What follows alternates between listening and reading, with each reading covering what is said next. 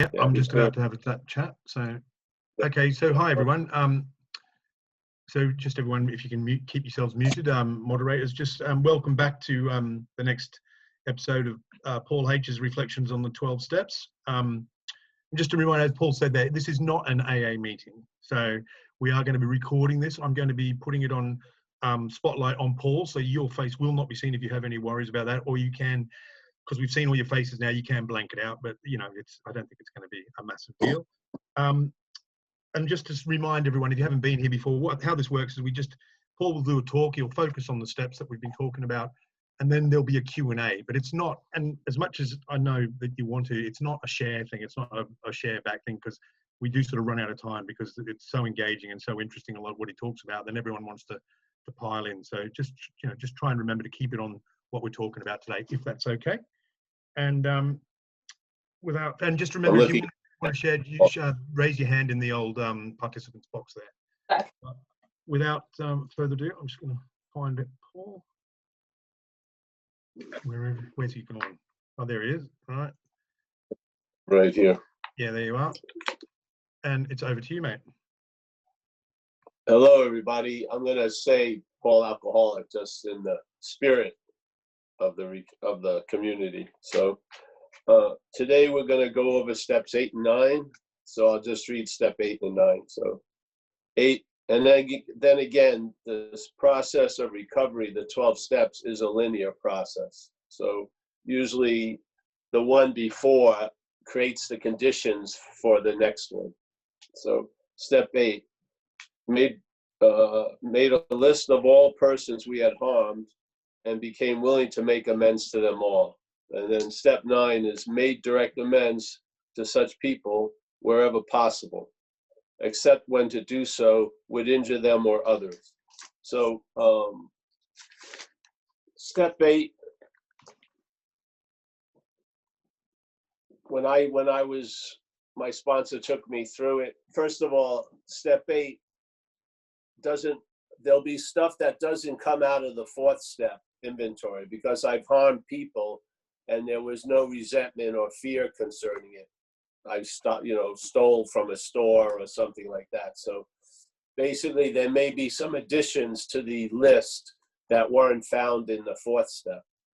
So did a list, and it's all in the book, but the way I was taught was to put ones that you're willing to do today, ones that seem to be a little harder, and then ones you're never going to do, and make a list.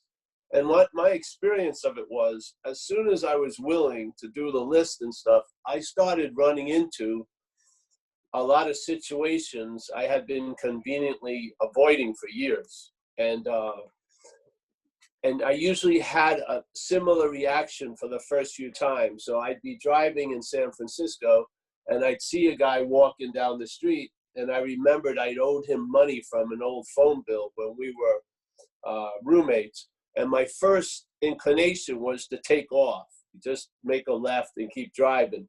But then AA sort of came in and stopped that. And then I pulled over and I called him over and I gave him the money. So I made amends to him. I didn't have to go through a whole thing of, I'm hoping I won't do this to any other person. It was just pretty simple. Just gave him the money. And of course, when he left, I felt a lot lighter. And that's usually the reaction I would experience. And the lightness that would occur told me, in a way, how heavy it had been. So the way I was dealing with people I had harmed and all that stuff was trying to avoid it and distract myself from it, forget it, deny it, tons of ways. So my managing capabilities basically turned whatever I am into like a storage unit. And there was so many undealt with stuff and all the windows was closed. There was no circulation. And it seemed like a large part of me was dead, really. Basically, I didn't feel, just a large part of me was dead.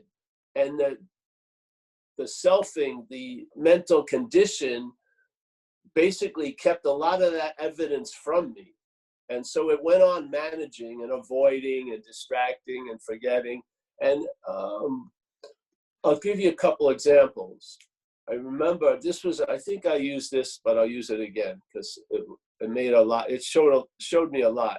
So when I was out there running around, when I drank, I found out very quickly I had magnetic appeal to people in uniform. So I started to have a lot of consequences.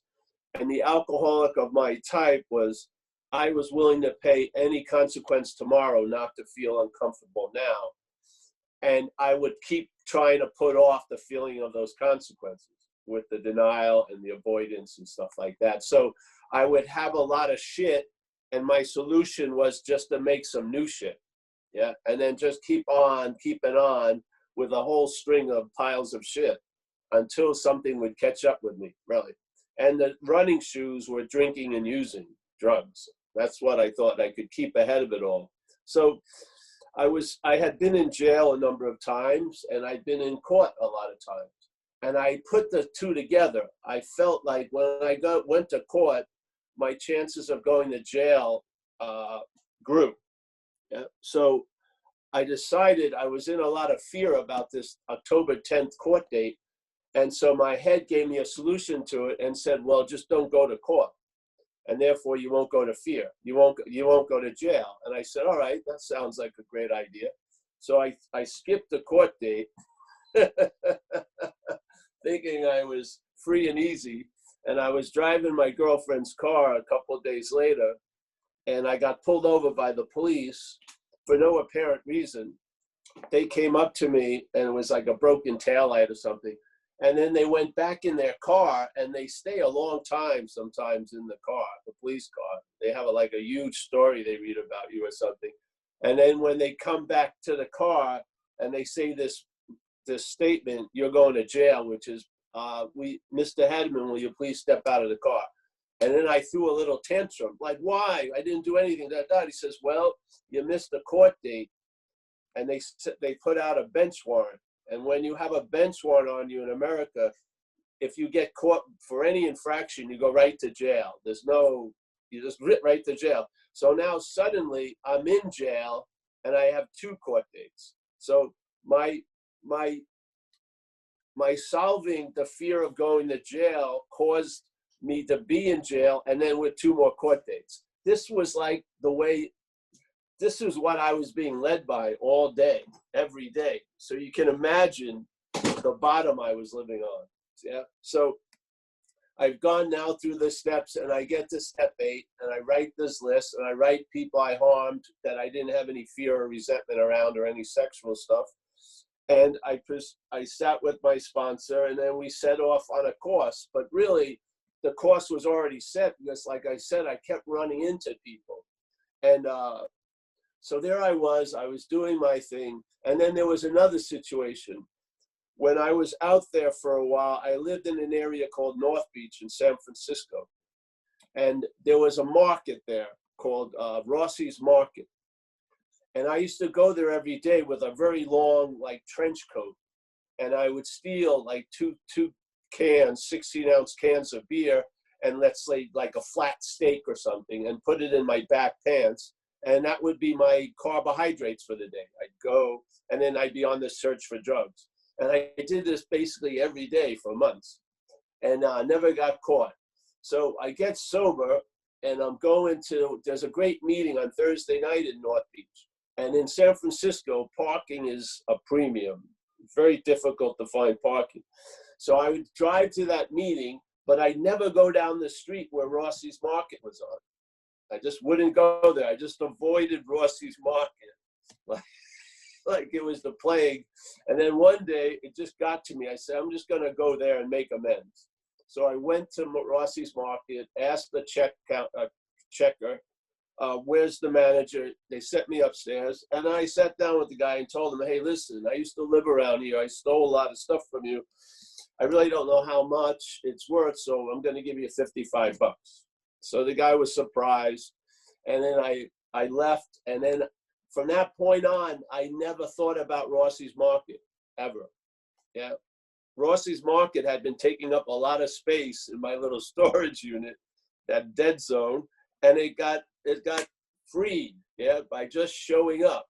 just showing up, make the amends. Rossi's Market has never been thought about again. And I'll drive quickly and easily and take a parking space right in front of that freaking market. So that's the spirit of it for me. And the 9th step was really just was profoundly. It set off a lot of good reactions. And again, you know the problem from the solution. So AA talks about a day at a time, because how much time is involved in the disease of alcoholism. So when I started to show up and deal with the past in a much more sober and sound manner, I got freed, just exactly like it says. You're not going to shut the door on it, nor are you going to do something else about it. You're going to be like put in a position of neutrality concerning the past because you cleaned it up. And so, and then,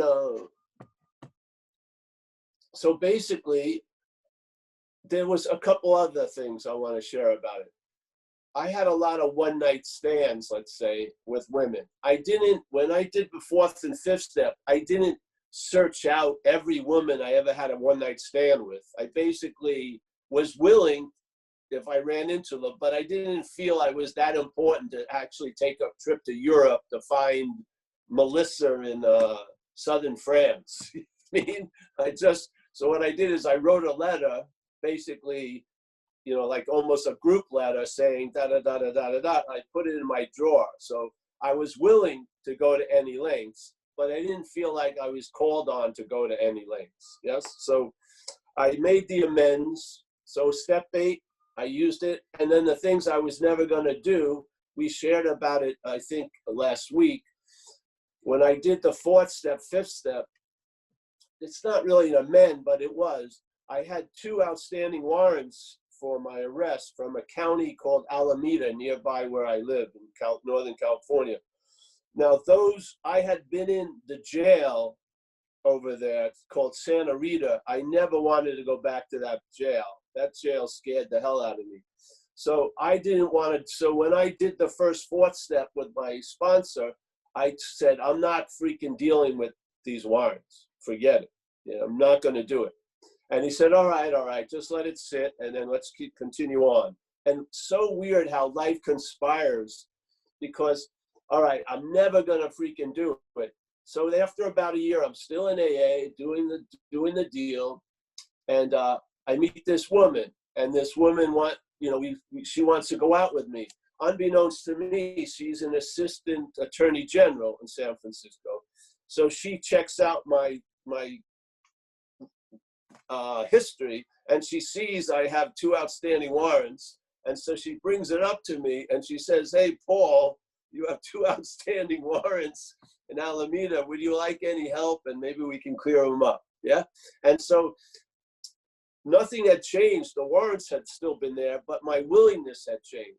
By being in the program, something that I was completely unwilling to do or to deal with, I was now willing to deal with it. And just about a year later, yeah, this is the progress of recovery. Recovery isn't a stagnant, I'm not drinking or using. That's not drinking or using. Recovery is a progressive event. Yeah, you progress in the recovery. So, and usually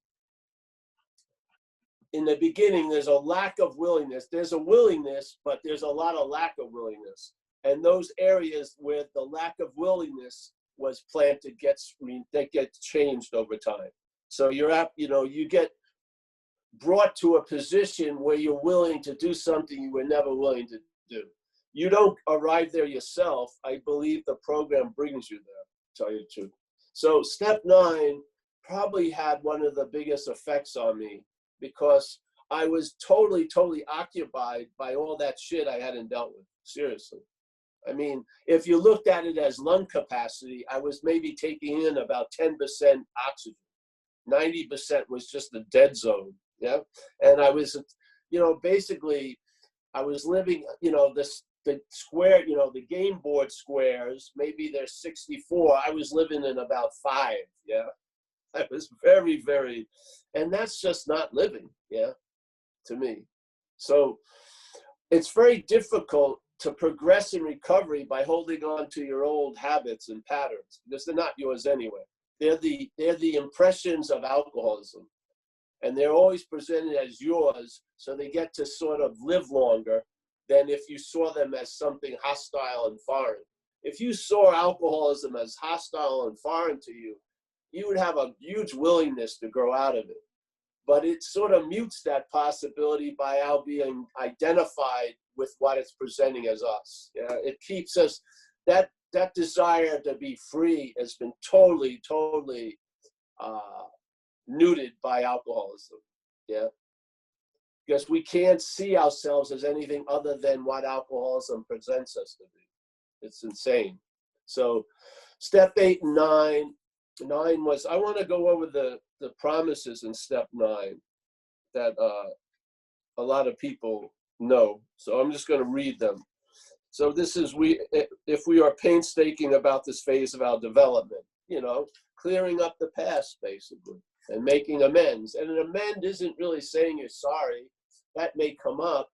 An amend is a declaration of you being changed. Like, I'm not going to do what I did to you, if at all possible, to any other person. Yeah. And when I do 9 steps amends, when I did, I always would mention the program of recovery, because that's suggestion. So when I went and paid that person back, that store back, I told them, you're seeing this money because I'm in a program of recovery. And then there's one more. I don't know if I've shared this at these meetings, because I do a lot of meetings, but there was another one that snuck up on me. I was hanging out with another guy in AA, and we rode motorcycles. This is my first year. And he had a girlfriend, and I had hoping to be a girlfriend. And we went on a ride. We came back to his apartment.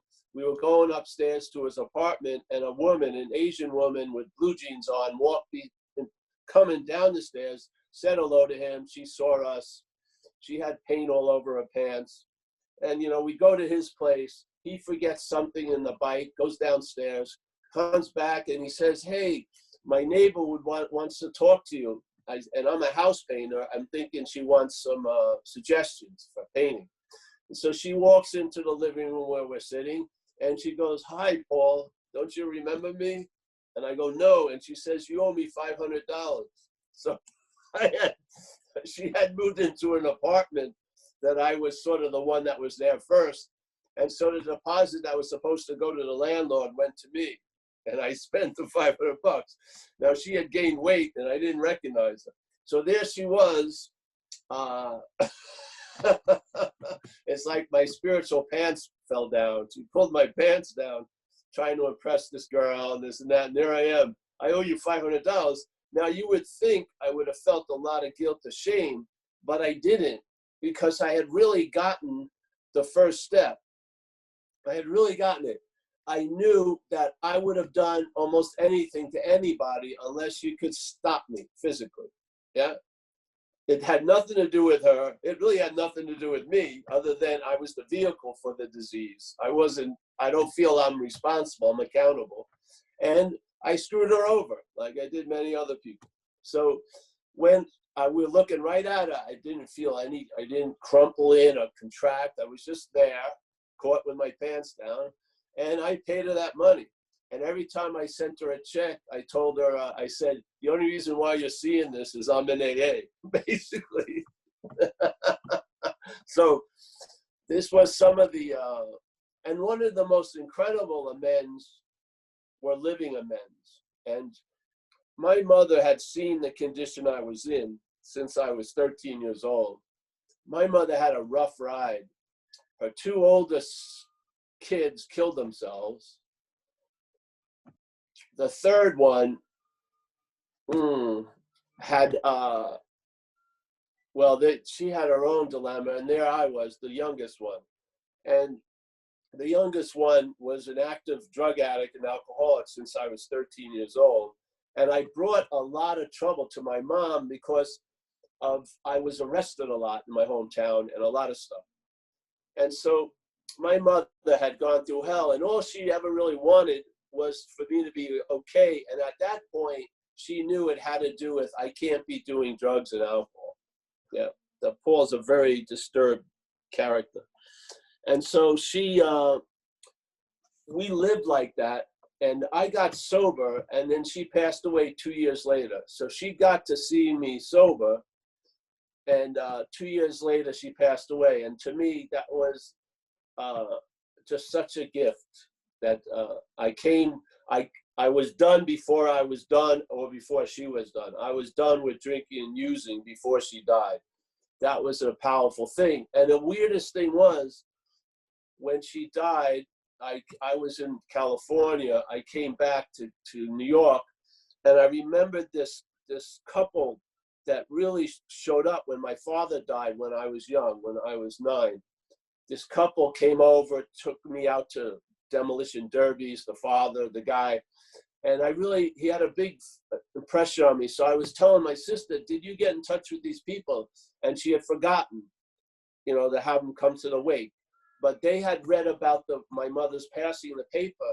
So I was at the wake, and these two people come in. I don't know who they are. And they come up to me and they say, hey, Paul, and they know me, and it's them.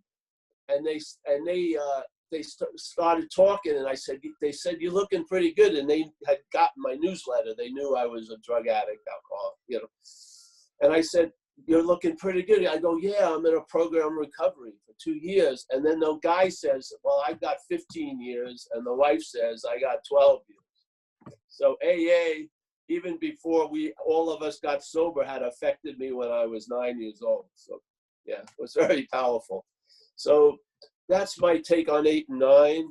I think if you just read the book slowly, maybe with somebody else who has a little more experience with it, so that it's a very simple book, but sometimes we're incredibly clouded because we have alcoholism, and it really doesn't want to get what's being said through the book. Usually it doesn't. So if you read it with someone else, it can be helpful, because it's pretty simple, and it's a simple directions how to do step 8 and 9.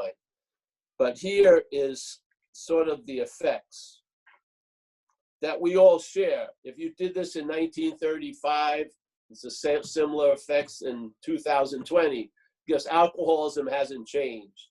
All the people's uniqueness doesn't matter under the spell of alcoholism. The alcoholism is the dominant trait of that person. Whoever that person is, the alcoholism is the dominant trait.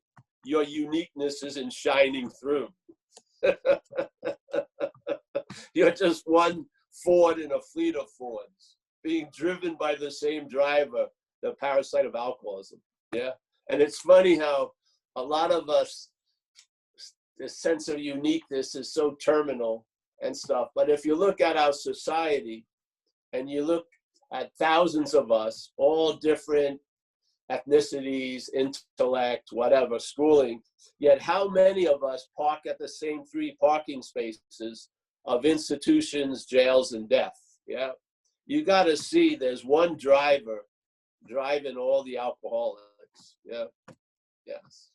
And it doesn't have infinite amount of traits. The traits were recognized by the people who wrote the book, and they passed those recognitions on to us so that we can recognize the foreign pathogen of alcoholism and be free from the bondage of self, to be free from the bondage of self.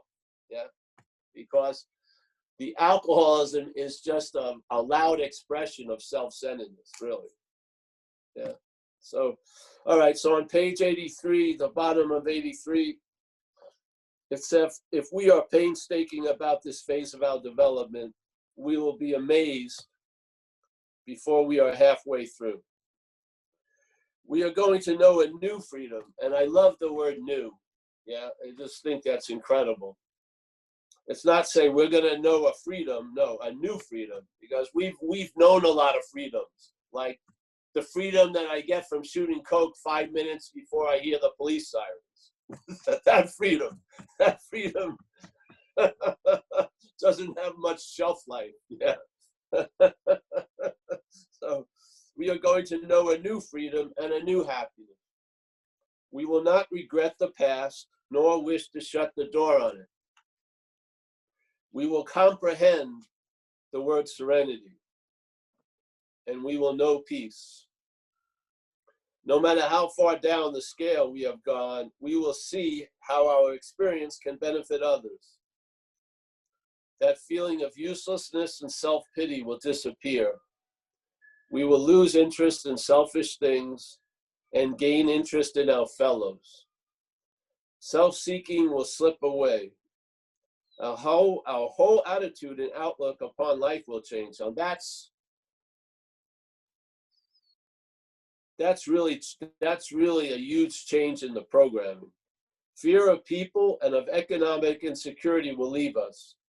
We will intuitively know how to handle situations which used to baffle us. We will suddenly realize that God is doing for us what we could not do for ourselves. Yeah. Now, to me, this is just a description of the effects of being in recovery and getting to this point. You can feel some of them before, you'll feel some maybe after, but they're using this as a big signpost around step 9. And they're just describing what happens to us under the growth and the direction of AA. Yeah. When I read this, it's quite intimate because I've had a deep sense of all these things, and it's amazing how clear they described it. Yeah. Because they really weren't pointing it out to 8 million or 1 million different people. They were pointing it out to 1 million different people with one fatal, seemingly hopeless state of mind and body. Yeah. And so when the parasite lifts off of you, these are the reactions, yeah, that we all seem to have. There may be little flavor changes, but it's basically that. So I'm just going to read it again because each time I read it, it has an effect. So yeah, it's cool. So we are going to know a new freedom and a new happiness. We will not regret the past nor wish to shut the door on it. We will comprehend the word serenity, and we will know peace. No matter how far down the scale we have gone, we will see how our experience can benefit others. That feeling of uselessness and self-pity will disappear. We will lose interest in selfish things and gain interest in our fellows. Self-seeking will slip away. Our whole attitude and outlook upon life will change. Fear of people and economic insecurity will leave us. We will intuitively know how to handle situations which used to baffle us. We will suddenly realize that God is doing for us what we could not do for ourselves. Now, in time, this stuff can keep growing. Yeah. Does it mean that self-seeking will slip away all at once right now? It possibly could, but probably our experience won't be that. There'll be a slipping away. It will be a process, and it's the progression of recovery. So you get sort of a free taste or a taste. Possibilities become available, and those possibilities find fruition to us. So now you comprehend the word serenity and know peace. Now you have the ability to enjoy peace of mind. Yeah. So, all right. Well, that's that, I think. Wow. Okay. Well, thank you very much. So just to remind everyone, just before we kick it off now's the time to ask your questions. I've put a message in there as well, just to remember that it's not a sharing meeting. It's a question on what Paul's been speaking about today. I'm sure he's looking forward to it. This is always the really, really fantastic bit when he starts answering the questions like this. Also to remember that he's got a website. If you don't know, his website's called zenbitchslap.com. And you can see a load of videos, load of audio, load of reading materials, loads of books there. I think, and he's got a really particularly good book on recovery. Is that right, Paul? Yes. Yeah. Under arrest. Yeah. So it's really recommended. So just remember Zen Bitch Slap. And just to say again, we're going to be here every Tuesday and Thursday for the foreseeable future while we're in lockdown and maybe afterwards. So that's hey, great. David, So can I just jump in there sure. for a second? just for people who just come in, who haven't been here, I'm just sharing how I see the steps. So it's reflections on the steps from a member of recovery. And my theme usually is based on, I don't see that I have alcoholism. I see alcoholism had me. I see alcoholism sort of like a foreign pathogen or a parasitical movement. Yes, I am, in a sense, truly, I am not an alcoholic, but we say that. But the alcoholism has had me. So a foreign, I like to use the word parasitical because it feels like that. The parasite of alcoholism sort of takes us over through the mental state. Yeah, like it says, the problem resides in the mind. And so alcoholism sort of talks to us as us. Yeah, and it becomes like our GPS, and now we're directed by it. Yeah, we're informed by it. We see through its eyes, and therefore we share that. So that's where we identify, because we've all been taken over by the same parasite. And when there's relief, the relief can seem very similar because it's really not our relief, it's relief from the parasite. And then certain possibilities that were being stunted become available, like comprehending serenity and knowing peace and all that. Yeah. So that idea that self is what has defeated us, manifested in various ways, is the theme that I see all the steps from. Yeah. So when I did the 9 steps, obviously I thought I was responsible. In hindsight, I'm accountable for those behaviors that happened through me, but I wasn't really responsible for them, because as the first part of the first step says, I was powerless over. So something took me over and used me for transportation, caused a lot of havoc. Now, I'm accountable. Just like we use the example of my dog shits on the neighbor's lawn. The neighbor calls me up and tells me, hey, your dog shit on my lawn. I go, okay, I go over there and clean it up. I don't have 30 years of guilt and shame because my dog shit on the neighbor's lawn. Yeah, I'm accountable, but it's not me. I'm not my dog. Yeah, so I clear up the mess and then I move on. Yeah. Now, I find in our community, so much guilt and shame is being harvested all day based on that you were the doer of those actions while you were out there running around like crazy. Now, I believe there's a distinction between accountability and responsibility, and there's a whole lot of peace in that distinction. Yeah, tell you the truth. So, because usually we're the last hook that we come off of. Yeah. The last forgiveness is the forgiveness, yeah, of us. I don't even want to use the word self, but our own forgiveness. And I tended to live in like, I was convicted in the mental state based on what I did, and I was serving a long sentence. And that sentence can look like not believing I deserve anything or whatever. There's all these mental fucking complexities that go off. So that's the view I'm using. So step 9, I still see it the same way. Yeah. What I did to that person, I don't think it's what I am. I think it was a foreign entity that took me over and used me. And so I cleaned up the mess it made, and it doesn't seem I'm like making much more messes when it's not there. Yeah.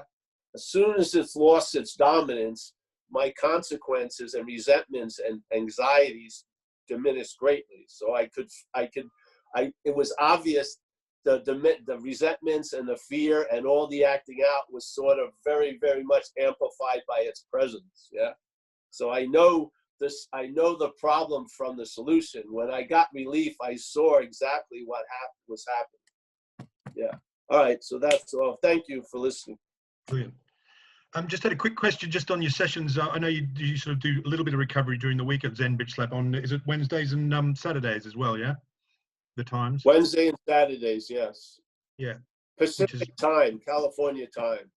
So Wednesday we do every night, every Wednesday, 7 at night, and then Saturday it's 1:30 in the afternoon. And that's a lot of people from recovery, but it's more of a non-duality type thing based on it. So just don't worry. If you want to show up, check it out. Yeah, it's worth it. I would recommend it. The 131 suits me anyway. So first question's coming from Norby. You're unmuted, mate. Off you go.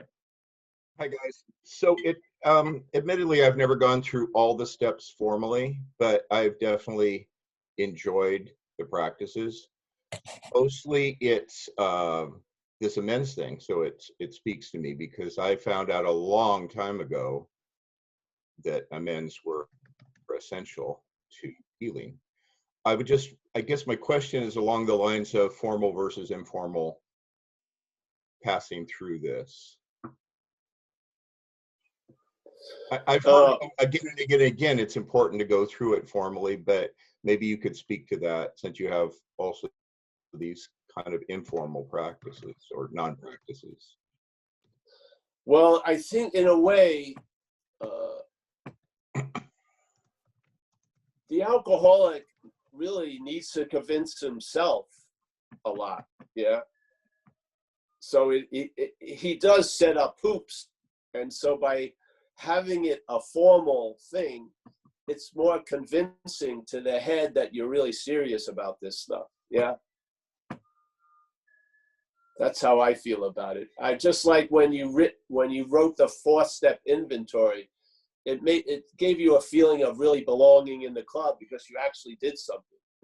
From 4 through 9, you actually, those are the working steps. And in a lot of ways, this is a healing of this action figure and all of its complexities. And probably the last one who's going to believe that he deserves it or she deserves it is the patient itself. So I think it has to be formal. Just like they say in when you do the 5th step, you can't just do a 4th step and keep it to yourself. You need to share it with another person because that's sort of a humbling experience that provokes some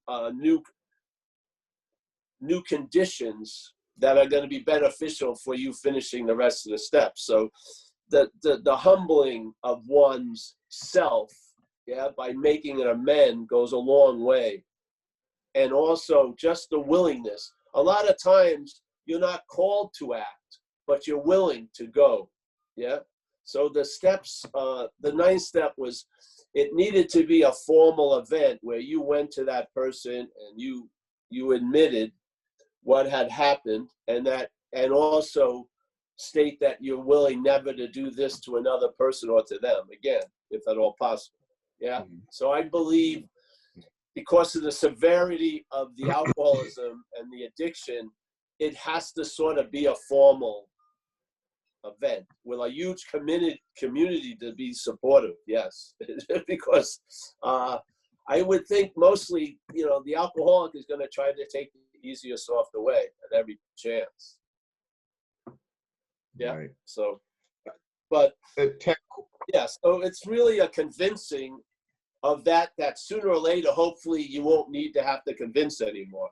But in the beginning, it still has a lot of juice, and and so the program isn't, you don't think yourself into right action, you act yourself into right thinking. Yes? For reals. That's what they saw. It's gotta be formal. You gotta do this. You gotta do that. You gotta do this to really convince, I really believe, to convince the patient that the possibility of being healed, that they're sincere about, yeah? I mean, when I came into recovery, I didn't trust myself as far as I could throw myself. I had said tons of shit, but never did anything, yeah? I promised I was going to change thousands of times, and I didn't. I got loaded the next day or that day. Yeah. So, yeah, I think that's why when it comes to real addicts and real alcoholics, they need a program, and they actually need a way of life. It's not just, they need a new set of principles and some support, yeah, for a period of time, maybe a long period of time. And after they don't need it, they really enjoy it. So they're now they're a member of the community, not so much out of need, but out of like joy, to tell you the truth, and the opportunity to be used to help others just like them to recover from this seemingly hopeless state of mind and body. So yeah, I believe it's yeah, I think we need a program written down, 12 steps, yes, suggestions, follow the suggestions, pretty much like learning how to ride a bike, yeah.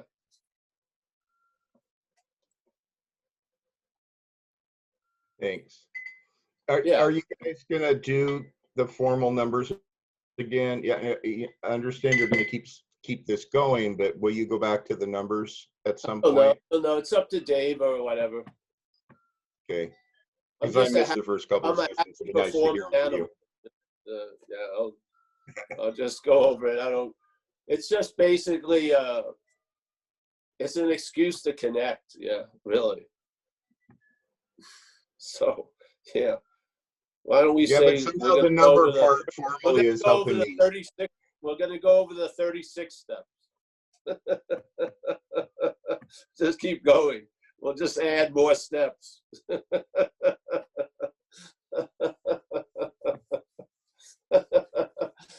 It's just communication and possibility. Yes. So a lot of people do that, don't they? Anyway, next one. We've got G. You're unmuted, mate. Hi, thanks. Hi, Paul. I'm G Alcoholic. Yeah, I saw you the other day. Brilliant, brilliant. I liked what you said. The course is already set. Now, I don't know how to word this, but I've gone through the steps, and there's two people who I can't make amends to. I've wrote them letters. I'll describe what one is my ex-girlfriend. She has a restraining order. I can't make an amends to her. The second one I'll describe as like a business partner who I work for, who accused me of something which I didn't do. It turned ugly, and I did something in turn which got the man in a bit of, bother. At the same time, this is the confusing bit. At the same time, I know I need to do an amends to this man, but I feel very strongly in wanting to kill the man too. And it bothers me daily. Like it comes to me not often, but even during this meeting when you were describing the amends, and I'm thinking, I can't make amends to that fucking guy. Do you know what I mean? But I know I need, do you know what I'm saying? I don't know if you understood that. Yeah? Yes. But remember, it's just about your side of the street. Yeah. The amend isn't for him. The amend is for you. Yeah, but if I made the amend, it would in turn definitely get me in trouble. It's dangerous. Oh, well, therefore, yeah. So,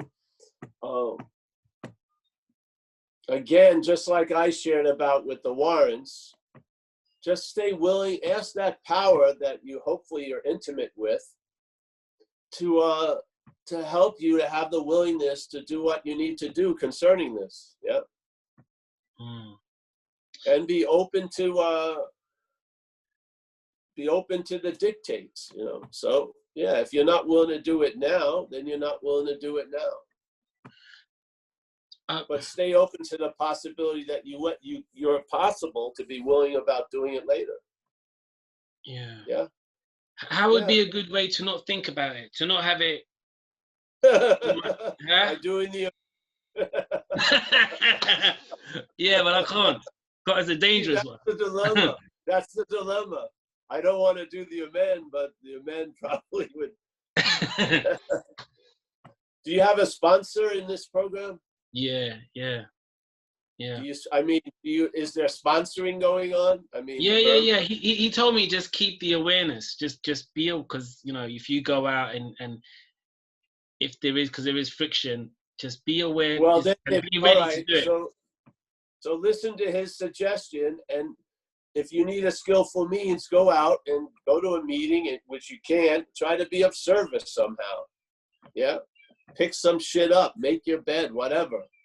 You don't want the head to start obsessing on you because it'll just eat you up. Yeah. So, and if you're outmatched and you can't just sit there and comprehend the word serenity when this is occurring, you got to take an action, you know? Yeah. Yeah, there's a flexibility. There's no rigid way. Yeah. They put out a program, but the subtlety is us, yeah, moving through it. So you must be an expert at distracting yourself. Yeah. Yeah. Yeah. Yeah. But it's just see, when it comes back to me, I get put in two places. It puts me in a place where A, I should kill him, and then B, it should be an amends. And it's fair. And I can't make an amends. I feel obviously I can't. And yeah. Well, you're not going to kill him, so you better open up to a possibility of seeing it in different ways, because that black and white thing isn't working. Yeah. How about, hey, I don't want to do the amend and I don't want to kill him, but I'm willing to, you know, if the right situation, circumstance. Of course, I didn't make amends because if they had me going to jail. Yeah.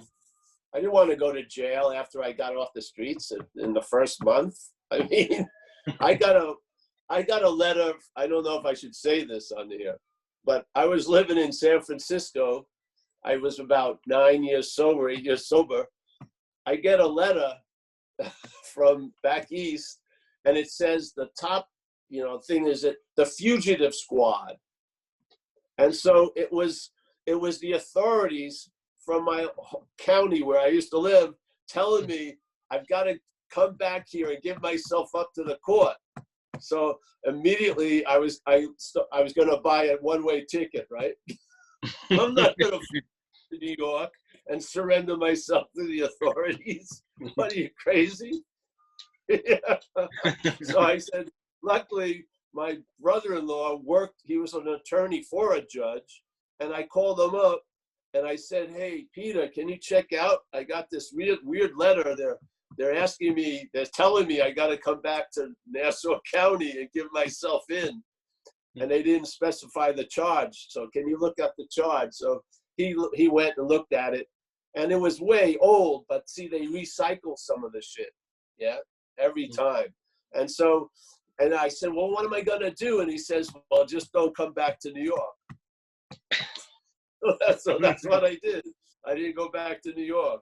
Probably past the statute of limitations. So I don't know, bro. Don't believe your own. Well, it's not your own. That black and whiteness is, it's not either or. Just freaking stay in the program and watch how I felt like I shared it about the willingness growing. Yeah. Because more and more on some level that you see it works, you're more and more willing to let it work. Yeah.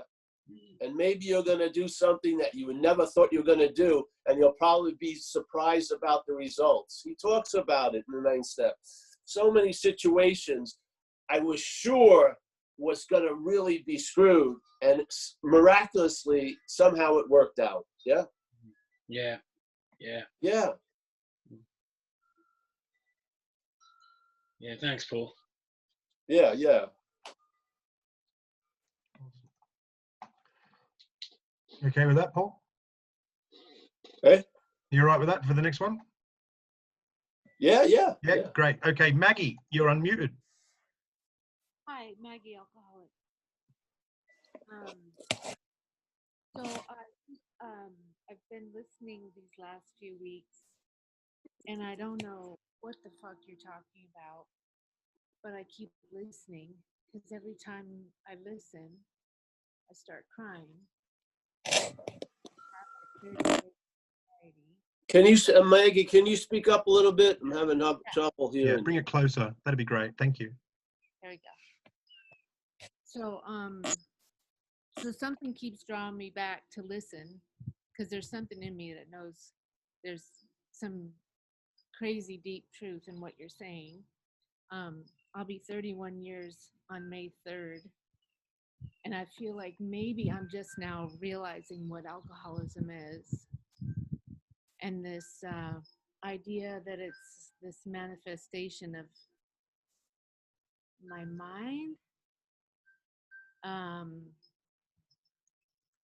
So I've just literally, like, in 10 days been hearing the voices from a different perspective.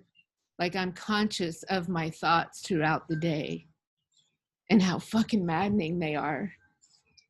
And it's reminding me from when I was like 14, the relief that came from that very condition when I drank was so great. It was like, I didn't think at 14 I could make it. And when I drank, I thought, okay. And now I'm 55. I'm 30 years sober. I've been through the steps many times, but I feel like I'm just waking up to a whole other level of this idea, this duality thing. And so when you read those promises today, I'm thinking of what you're talking about, not alcohol, and not like, I don't know, everything is different. So now when you say that, you know, we knew a new freedom and a new happiness, we don't regret the past. All I'm thinking about is that mental condition. Like, oh my God, if I could be relieved of that. And so I have two questions. One is, I don't know really how I would relate this. Of course, I don't know what I'm talking about yet, but how I would ever relate this to somebody who's new, and if you can even do that. And then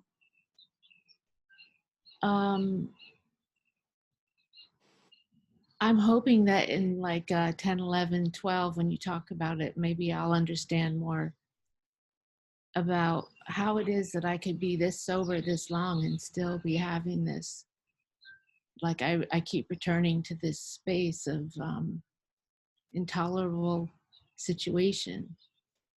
I don't know if you get a question out of that, but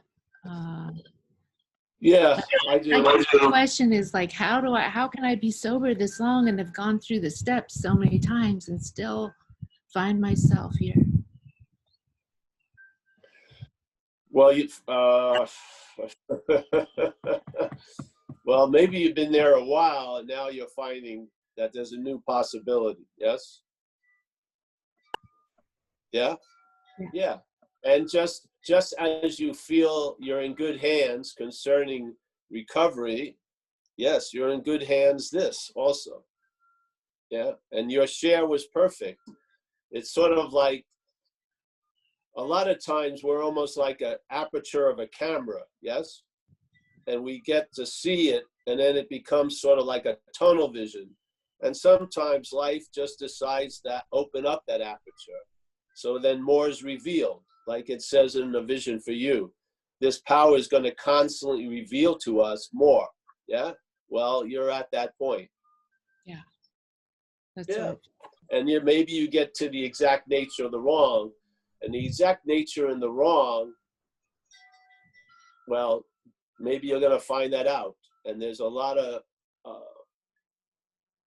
you're going to get a blowback for sure. Yeah. Because once you get to the system, really to, it's like source code area. It brings out the old guns. You're never going to get, you know what I mean? It brings out the big fucking arsenal. But that's a good sign. Yeah. And if you can, when you see that stuff now that used to call you as not you, there's 6 and 7. You can use those steps right there. Ask that which you're seeing as not you finally to be reconfigured. And then ask that power to remove it or reconfigure it. Yeah.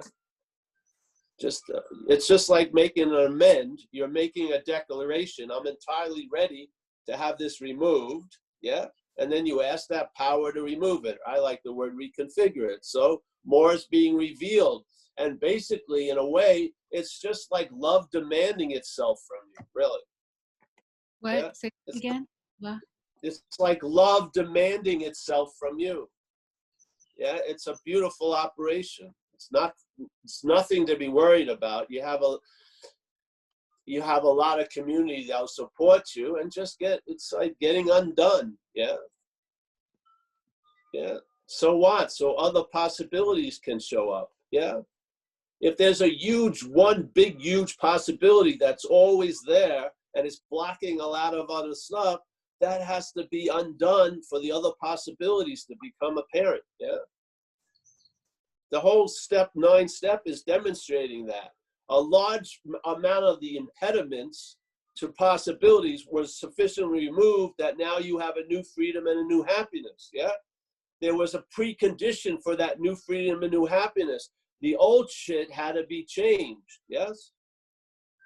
Just like in the 3rd step, we don't turn our will and life over to care of a higher power. We make a decision because at that point, our will and life is in our control. We've been taken over, yeah, by something. And that something has to be weakened, which is the working steps, sufficiently so that the higher power, yes, can now be what's delivering the goods through you into life. Not the fucking parasite, but that power, yeah? And so more and more keeps getting revealed, because to me, the exact nature of the wrong is identification with something that you're not really. They represent it as self. Yeah, and it says self manifested in various ways is what has defeated us. So this mistake of taking myself to be something else manifests all these fucking other possibilities that defeat me. Yeah. So it says self manifested in various ways is what has defeated us. Yeah. So how did self defeat me? It didn't come out from the outside. It's inside. It's talking as me. It's clouding my view. It's making me. It's causing me to see threats when there aren't threats. It's causing me to be totally affected by what's not happening while I'm in what's happening. It's incredible. It's an incredible takeover. And it was happening before the drinking, and it's still happening after the drinking. Yeah. The drinking just sort of took away the amplifier. The acoustic guitar is still strumming, but now it's not electrified. Yeah, it's taking that away, and your life gets better. Yeah, the loudness of it dims down. You're not fucking acting out every 3 days. You're not all this stuff. And there's a lot to be grateful for that. But the job's, in a sense, isn't done, because the bondage of self was there before you was drinking, during your drinking, and after you stopped drinking. Yeah. He doesn't, it's the bondage of self. And how would you call the bondage of self? It's the act of being identified with a mental image, basically. And we're bound by that identification, and now self can manifest through us, and it defeats us through its manifestations. Yeah. Yeah. Yeah. So we do an inventory basically to see how self has defeated us, so that we can recognize it as other than us. See, that's its greatest hiding place. When you run into it in your life, you call it me. It's got carte blanche. It's like we're just assuming it's me all day. Yeah. And so it's like a perfect strategy for a very hostile parasite. It convinces the host that it's the host. So how's the host going to get free from the parasite if it thinks it's the host? It can't. Yeah.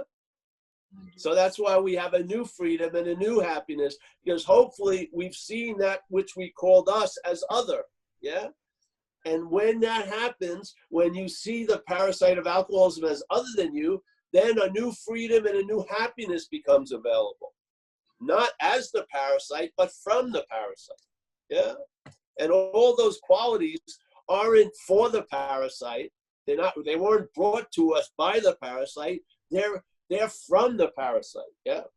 All the descriptions of what happens in the 9th step promises is a demonstration of the influence of the parasite has been diminished then these possibilities become available. Yeah. That's how I see it. You know, I have 32 years and I've been observing and I'm watching. You know, we're conscious. We're not 2 levels below a coconut. Yeah. I can see a lot in my own life, and I saw self as a foreign thing. Yeah. Yeah. I'm never going to know me. I'm going to know what I'm not. And by knowing what I'm not as not me, I find out about me. I find out about me. Yeah. By knowing the disease of alcoholism as not me, I find out about me. And that me I am can comprehend the word serenity. It can know peace. Yeah. It can have a new freedom and a new happiness. It can lose interest in self and gain interest in others. All of those things are possible, but not as self, but from it. Yeah. That's all. Just had a distinction that was made so profoundly when I was about 8 years sober, and it's never changed. I saw it, and that was that. Yeah. And then, of course, it affected the way I saw the program. Yeah. Of course it did. Because I found the exact nature of the wrong is a misidentification with something, really. Yeah. And that all the addictions are really to get relief from that addiction, the mental addiction to this idea of being Paul. It's obsessed, completely obsessed. It's all that it thinks about, basically. Yeah? Can you imagine if you had kids, maybe 40,000 thoughts about those kids? You've had 40 zillion thoughts about Paul. I mean, it's just mind-boggling. That's how it reinforces itself, to think about it, yes? The obsession, the biggest obsession is the one that has obsessions, yes? The biggest obsession is with self, yeah? Yeah. And maybe it's not you, truly. Maybe it isn't. Maybe you aren't a mental and physical condition that has to get a spiritual condition. Maybe you and I are a spiritual condition. Yeah? Maybe we are the condition we're trying to have manufactured. Maybe we are that condition. Maybe the steps are something that just diminishes the mental condition. It doesn't amplify the spiritual condition. The spirit there's no spiritual malady. There's no, where would a malady appear in spirit? There's no body. There's no thing to go wrong. The spirit, I would say,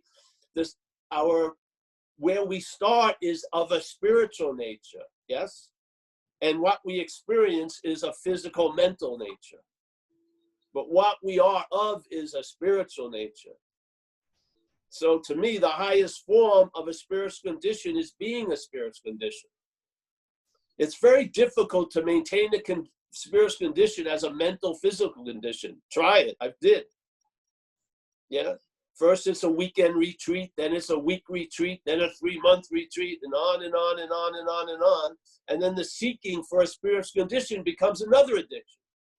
Yeah, it's all about you too. It's always all about you. Wanting to know God is all about the knower of God, you. It's always you. That's the illness. You think spiritual seeking isn't a field of addiction? It's a complete field of addiction. I speak at other groups. They are in a lot of trouble because there's no interventions. You can go to a spiritual meeting forever. No one's going to come in and say, you've had enough. This isn't working. You know, there's no committee that says when you sign up for the 30th retreat, you can't go on any more retreats, bro. It's obviously fucking not working. It's become an addictive fucking thing, yeah? And we're here to help you. There's none of that. You just keep on keeping on. And all, in a sense, all that's being reinforced is what you're not. But that's what I've done with the steps. Let's go through the steps again. Let's go through the steps again. Don't go through the steps again right now. Yeah, but don't go through them anymore. For now, I'm just giving you an individual hit. Yeah. Stop that and just you know, man, you know, we want to make ourselves okay in a fear that we really are okay in a lot of ways. Yeah. It's more secure if I made myself okay. No, just being okay is wild in a certain way because it's not dependent on anything, really. Yeah. That's something that can be relied on. Yeah. Something that has nothing to do with you is the most reliable. Yeah. Because if I believe I produce the condition of spirituality, I also believe I can unproduce that condition. Yeah, there's no peace in that. This is, you know, everyone finds their own thing. I'm just sharing how it panned out with me. Because I, you know, just, if the shoe fits, wear it. I'm just putting out shoes. Yeah. I do not believe that the self is fine and dandy and it's just a little overactive. And if you got enough esteem, the self would become like a service animal or domesticated. It's a parasite. You're not going to make it a friend. Yeah. So, Thank you. yeah. Hey, thank you, honey. Thank you for that share. And stay in touch. If you don't, you can get my information if you want to. Yeah. As I said, zenbitchslap.com, everything's there. So yeah, that and then was awesome. Hopefully I won't forget and I'll actually respond. That was awesome. Thank you very much. Okay, next is Jeffrey, and after that, I think we'll put Samantha on after that. I think she lost a place there, so we'll put her a bit. Jeffrey first. And I think you have to, yeah, you go, mate. All right, thank you, David. Oh, hi, Paul, again. It's Jeffrey. It's fun to ask you questions. I would say one thing before I ask my question, Paul. Maggie, pick one of Paul's talks and keep listening to the same one maybe 2 or 3 times or even 10. That's what helped me. If you just keep listening to the same one and then it becomes more clear. Anyways, Paul, thanks for your unique take on the steps. All right, you say in your non-dualism groups, you will see the tree by the fruits and wear the spiritual shoes set out, or continue being clouded and led by the self until you don't. Okay? Now, would you say that sort of dichotomy is comparable here in AA to either getting the program or going out for more research until you get the program? Yeah, well, because the being convinced is essential. Yeah. So in hindsight, whatever it took for that to occur has incredible value. Yeah. And AA, in a way, is mostly surrender. Yeah. So you've come to a point where you're sick and tired of being sick and tired. And it seems a little bit, you can see through your blaming others and all the rationale and excuses of the system. And there hits a point where there's an admitting to the innermost, wherever that may be. It's not in the head. And then something, that surrender, it's a guy, a famous psychiatrist that worked with alcoholics, calls it an unconscious event. That surrender, I lost you, bro. That surrender, if it has sufficient enough juice, yeah, it can find momentum and traction here. Well, the big booster for any kind of surrender is the way of life of recovery. Yeah. Because you can have a deep, deep surrender and know you're completely fucked, and that night get loaded again. Yeah. There's got to be a certain quality of grace, because that's what happened with me. I sort of got struck sober, and that would have probably been forgotten in a day or two. But life conspired for me looking for a place to stay, that I was brought to an AA meeting. And I've never stopped going for 32 years. So the idea of surrender to me is just a rude awakening of the failedness of what you've been relying on. Yeah. which it says in AA. It says it beautifully. It says, why are we in so much fear today? Isn't it because self-reliance has failed us? Yeah. So basically, if you look at that statement, self-reliance is the cause of anxiety and fear. Yeah. Now, we believe fear causes a lot of stuff, but we rarely see what's causing fear. And he's putting it as self-reliance. And for me, self-reliance, the highest form of reliance would be identification as. Yeah, you can't be more relied on something than calling it you. Yeah. So I believe it's the identification as self. So when you've lived under that tyranny, and finally the whole thing collapses, and there's a being convinced. Yeah. And I would say most of AA is based on that modality. Surrender first. Yes. Yeah, like being convinced is I think kind of a great way you phrase it. Well, that's what AA phrases it as. Yeah.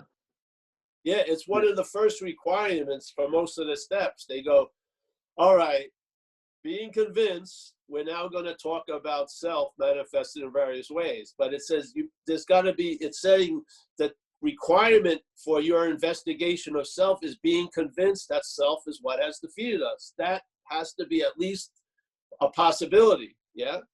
So, but you know what, Paul, I got confused, and you really helped clarify this, that I was the alcoholic. I totally didn't understand that or even agree with that. And then you've just totally used the book, and it's right there in the book on page 64 when you mentioned that. It's right there. It's the self. Wow. Yes. Yeah. And then with that being convinced of, or at least just entertained, then you look at it in a different way. You know, instead of taking an inventory on your resentments, you're taking an inventory on a manifestation of selves, which is resentment. Yes. And it gives you a different information. It's the same data. Different. It's the just same put it in. So it's the same thing like with the higher power. There's a book that's called The Course in Miracles that a lot of people have been introduced to. Well, in the Course, and this is just how I see it, the Course in Miracles has like this, the higher power is presented as the Holy Ghost, the Holy Spirit, yeah? And in a sense, what the Holy Spirit will do, it will take the same information that's being collated by the brain that supports a self-centered view, it take the same information, but interpret it completely different, yeah, into a new way of freedom and happiness. It's the same data, it's the same energy, but it's how it's being reconfigured, yeah. So hopefully we've had enough of that failed GPS that we've been listening to most of our lives, and we could never get free from it because we were identified as it. Now we've heard that, hey, we may not be that, and if we're not that, a lot more possibilities show up, which is one of them is I can be free from it. Yeah, you can be free from something you're not. You can. You cannot be free from something you are. Yeah. So we need, the freedom is from something we're not. That's it. Yeah. And so the whole idea of AA to me is being convinced. First, what I was convinced of, I had spent 2 years in a program, lived there, Delancey Street, 2 years. That's a lot of time. And when I left there, I graduated with flying colors. I was drunk the next week later, but graduated with flying colors. But I didn't like them. I didn't like the way they went about things. I didn't like the lady who ran it. But I had to begrudgingly admit that my life looked better with them running it than it ever did with me running it. Yes? That's the third step. That's the spirit of the third step. Now, I hadn't been introduced to the third step, but when I was, that came up. I had a life experience of it. The obviousness, where to the point is I could look at a lot of you people, not all of you, but most of you, and I would do better if I turned my life over for you to run it than with me running it. It was just an obvious fact that my own vested interest is part of the problem. Yeah. That was incredible. Now, there was nothing to do with that information until I met AA, and then AA triggered that information. And so I already had the spirit of the third step before I ever got introduced to the third step. Yeah. Yeah. You got to unmute. There Okay. you go. Yeah. Go on. So Paul, just the final, just make a final comment, if you may, on what you mean. I think that was really brilliant about, you take the data, but if you use the data as yourself, like that controlling self, trying to fix yourself, trying to reach spirituality, it's a fail. But if the spirit takes it, it's a totally different situation. Can you Exactly. elucidate on that a little more, just a little bit more? Exactly. And let's say, like Jesus supposedly said, hey, you'll have the eyes to see and the ears to hear. Yes? Yes. Because the information will be collated differently. So what you weren't seeing before, you'll see. Just like Maggie, that lady before you shared. She was seeing selfing that she hadn't been seeing. Yeah? Though its effects were still there. The effects don't need to be seen. The effects are happening. Yeah, your That's life the is fruits, right? That's the controlled fruits. something foreign. Yes. Yeah. So it doesn't mean that you have to see that. So now you have the eyes to see and the ears to hear. So for me, the higher power represents the same thing. You admit there's a big disconnect between you and the system that's talking as you. Yes. You're very clear that GPS, when I wanted to have fun, led me to jail most of the fucking time. You've realized the system has failed. And if you don't know it's failed, any system that uses a lot of excuses, rationale, and blame is a failed system. If I had like a furniture delivery system, and every time I had an order, I delivered it on time in the condition it was pictured as, I would need no excuses, rationale, and blame, would I? Because I delivered the goods. The system hasn't delivered the goods. So all it does is uses excuses, rationale, and blame to cloud that. It's a failed system. It said it right in the book. Why are you in so much fear? Isn't it because self-reliance has failed us? Exactly. Self-reliance is unreliable. Completely. Thank you. Yeah. Thank you, Jeffrey. Good to see you. Yeah. Yeah, that was awesome. Now, Michael Stacey's had to go, but he's sent me a question he wants to ask you, which we'll ask after Samantha's had to go. So, Samantha, you are unmuted. Hi, thank you. Hello, Paul. Hello, everybody. My name is Samantha. I'm a recovering alcoholic, and I'm delighted to be here this evening with you all. My question is, the comment is this: I didn't pick up drinking alcohol till my 40s, and we're married 25 years with my husband 30 years. But now knowing what I know about alcoholism, I had the isms for about 18 years of our marriage. I was crazy, on no program. I did things, I said things, whatever. So I went through the program formally. I came off the street, as they call it, and I did the 90 meetings, 90 days, and I still do that. But my problem is making the amends with my husband. I'm doing the living amends. I just feel I'm not doing enough because it's on my conscience. I've handed it over to God, on my higher power. I just feel it's not enough. Because looking back at all the things I did when I wasn't drinking, now he's a pioneer, he never drank. I had the isms before I picked up the drink, and the minute I picked up the drink, the allergy was there. I just drank to get drunk, black out, do things. I get for 5 years, I was either in 2 states, drunk or hungover, for nearly 5 years of our marriage. And then came to the jumping off place and just decided I had enough. And I do accept a spiritual program. That's why I'm still sober today, into this moment right now, just for today. And every day I do the same things. I rise, I go down on my knees, I do my unawakening, my step 3, 7, and 11. And I do service and all so forth. But whatever it is, I thought it was going to be my easiest amend. I've tried to have a living amends, I'm doing all that. But it's turned out to be the hardest one for me to feel comfortable with. Yes, I've done enough. If you know what I'm trying to say, I don't know if that makes sense, but that I'm just finding it difficult. Yes, I do. But I would question that thing that's telling you, have you done enough? Because for that, if it's coming from where I think it's coming from, it will never be enough. Yeah. Yes. That's what I thought too. I would go with the living amends. Yeah. We're not that important, to tell you the truth. Yeah. Okay. We're I just not, stay going with the living amends. I just let it go. of sacrifice and shit. Yeah. Yeah. No, Probably just the beating myself up. Yeah. the living amend is probably enough. But hey, if you have a sponsor, I would speak about it. But the selfing is tricky, you know. It goes in there, and I've worked with people where I had to tell them to stop taking inventory. Okay. They were just writing about the most minute shit. It was just complete obsession with self.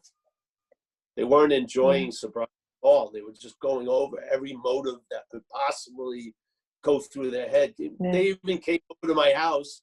They were going to get this huge inheritance, like $250,000 or something like that, or maybe $1 million. And all they were doing was bitching to me. Oh, it's going to create me difficulties in my real. I said, well, then kick down some cash. Give me 70,000. Enjoy it. You know, it was just insane. I couldn't believe it. You can find fault in anything. So sometimes, you know, maybe there's a dog pack up there. One of them is still infected. You know what I mean? Yeah, I was thinking that could be. Yeah, but I think you're right. Maybe it's obsession of self. I must look at that. Yeah. That you I haven't would look at enough. The mea culpas. Keep beating myself up. Yeah. Okay. Yeah. A little. Yeah, it's not gonna. That doesn't go well. Because it's never enough. It presents a reason, and it ain't the reason. Yeah.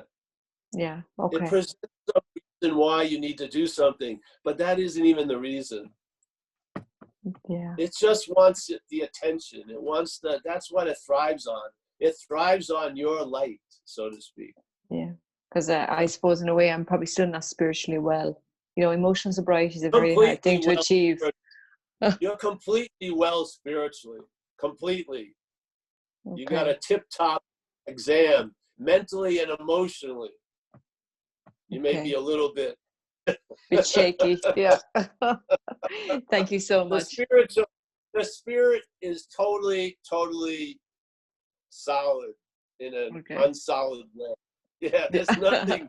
It doesn't need to be blown up, or it's completely. Yeah. That's the great reliance. See, the way I would conceptualize the higher power is always available at all times, no matter where I am, with no requirement necessary to meet it. Yeah. It just is. Me too. Just is. So are you. Yeah. Because the only person who's going to be with me, between me and that drink, is going to be me and my higher power. You know, he's with me all the time, and I rely on my higher power all day long. Yeah. So I won't. So I'm not codependent on people because they're human beings. I understand. So maybe I just stop, come down off the cross for a while. Maybe I should just come down off the cross, and please. Yeah. It's a better view. It's a better view. Listen, thanks very much. I enjoyed your talk. Thank you. Good night. Yes, good to see you. Yes.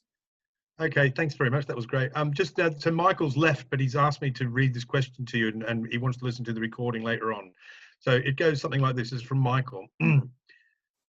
My question is, as a child, I lived in many different countries and harmed many businesses by stealing shit. I can't even remember the countless items. How do you suggest making right those wrongs?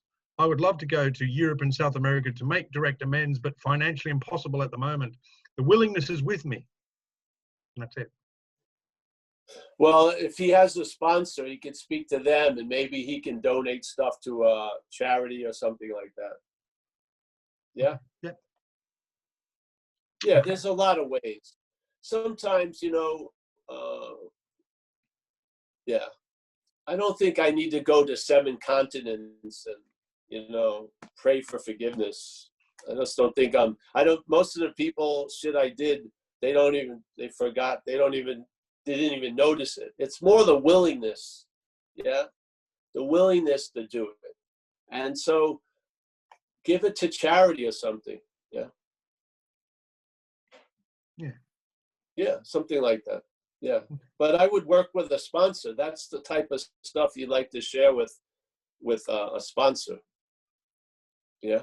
Yeah. Yeah. Okay. All good. Thank you very much. So that was the last question. I just said before we wrap it up, Paul, is there anything that you want to say this week? Anything you want to talk about? Finish it off with? No. Okay.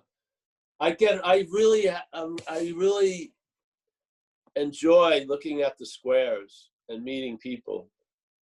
Yeah, like Daz up there, and Daz was putting out some heavy smoke, like looked like he was in the cloud there, and Tracy and all these people, and G from last week.